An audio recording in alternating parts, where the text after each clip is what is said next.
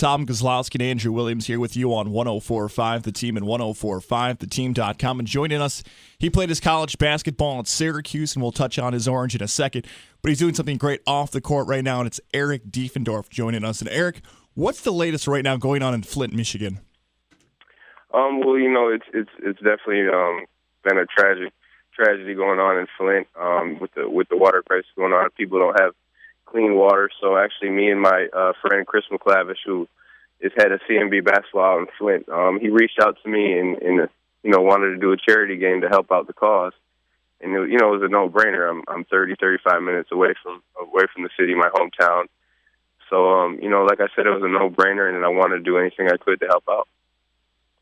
And Eric, we saw you on Outside the Lines. How can we help get involved with Flint, Michigan, with the whole water crisis? Well, we have the game February 20th, which is in Flint, Michigan. I know it's a long way to travel for people out here on the East Coast in New York, but we also have a GoFundMe.com/beatthewatercrisis. That's where the donations go to, and all the donations will go to helping out with the water and helping out with filters.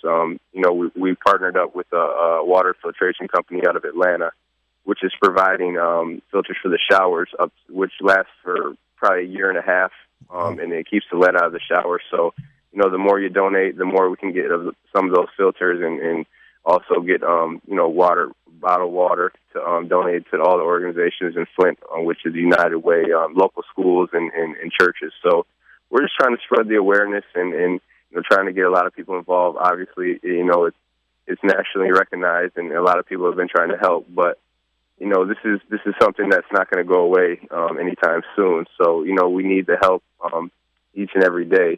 Just as the water comes in, it goes out as fast. So, we need water, we need filters, and we need to help to spread the awareness so we can help these people of the city of Flint.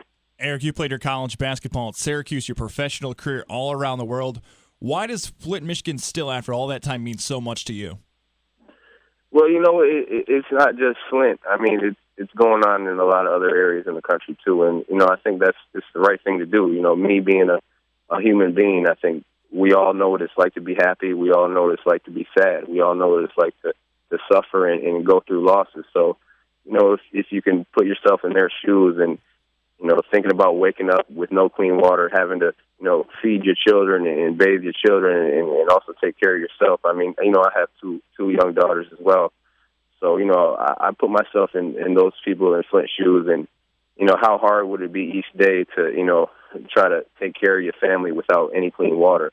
I really couldn't imagine it. And, it's been 10 deaths and tens of thousands of kids have already been poisoned, and it's irreversible damage. So, just to wake up and to have these families go through this, it's unimaginable, and I couldn't imagine it happening to my family. So, I'm trying to, pour my heart out and help out as much as I can for these people of Flint, and not only Flint, like I said, but try to get the awareness out for all the other little cities and towns in America that are going through the same thing. And if you're listening here in the capital region or somewhere else in New York or anywhere, one of the best spots to learn more about this Flint, Michigan is to follow just Eric on Twitter at EDEVN23. He'll have updates. He'll talk about other different ways, charity, and what you can do to help out Flint, Michigan. And joining us on the phone lines, former Syracuse basketball player Eric Devendorf. We'll talk about the Orange in a few minutes. Tom Kozlowski and Andrew Williams here with you on 104.5 The Team and 104.5theteam.com. And Eric, a lot of people don't know this, but you at one time verbally committed to Michigan State. How close do you become to actually being a Spartan? Well, I was close. Like you said, I did verbally commit. But, the funny thing is the championship year in 2003, I was at the game when Syracuse played Michigan State, and it was Carmelo and G-Mac and Hakeem and everybody.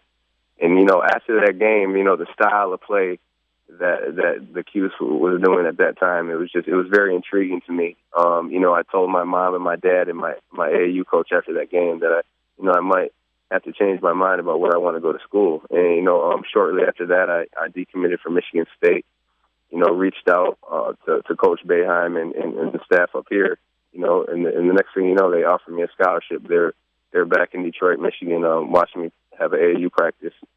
And, I accepted it, and, it's been great. I've been, blessed to be a part of the Syracuse community. And, when I put this thing out about having a charity game in Flint, the Cuse community has been absolutely amazing. Rallying around me and help spreading the word and donating money and sorts of things like that. So I'm just blessed and happy to be a part of the Syracuse community, and I wouldn't have it any other way. Eric, your whole career, you dealt with a few injuries. You see a guy like Daewon Coleman, injuries every year, now a senior. He's one of those guys that seems to be the one that's coming on for Syracuse late in the season, could be a good push for them in the tournament. How has he impressed you so far this season? Well, you got to understand, he hasn't played organized basketball in, almost 2 years. So it's going to take time to get back into the rhythm and get the rust off. I don't care how long you've been playing in the summer. It has to be referees, game-like. You have to get that game situation to get back where you need to be. And, he's doing well. He's definitely progressing each game. And, you're right. We definitely have to have that inside and outside balance to be able to, go far in the tournament and compete for a national championship. And, I think we definitely have it. Like I said, he's progressing. And I think as, we get to the latter part of the season, which we're already in, and into the ACC tournament and into the NCAA tournament, I think, he'll be fine, and we'll get that balance that we need. And when you see the Syracuse had their hiccup in the midseason, but the NCAA came out yesterday and said they're going to judge Syracuse NCAA tournament hopes on what Jim Boeheim has been, how he's running the team now. Do you like how the NCAA has handled the whole situation?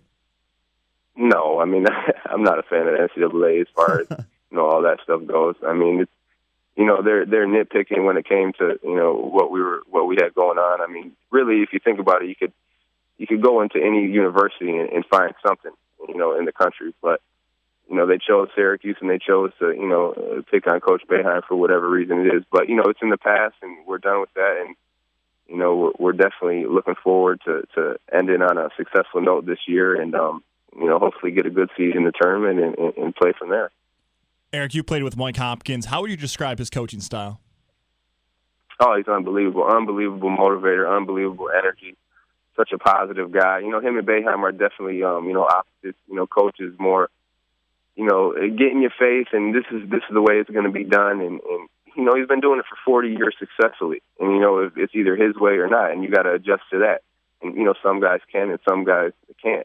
With Coach Hopkins, he takes a more, positive approach, maybe kind of pull you to the side. And, after Coach yells at you, he's the one to kind of come over to you and, tell you what you did wrong and, what to fix and things like that. But, Coach Hopkins is, he's the one guy on the staff that I'm, super close with. I come into the office and talk to him every day. Not just about basketball, but, just life in general. And, he's been a 100% supporter of me and ever since I got here. And then, from the years that I've been out at Syracuse. So, I love Coach Hop, and, when he takes over as head coach, and, he's going to take over and do just like what Coach Boeheim did.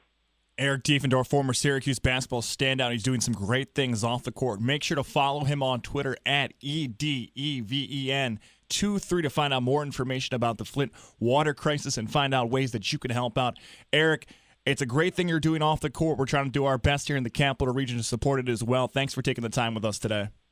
Well, I appreciate you guys helping me and spreading the word, and hopefully I'll be on again sometime.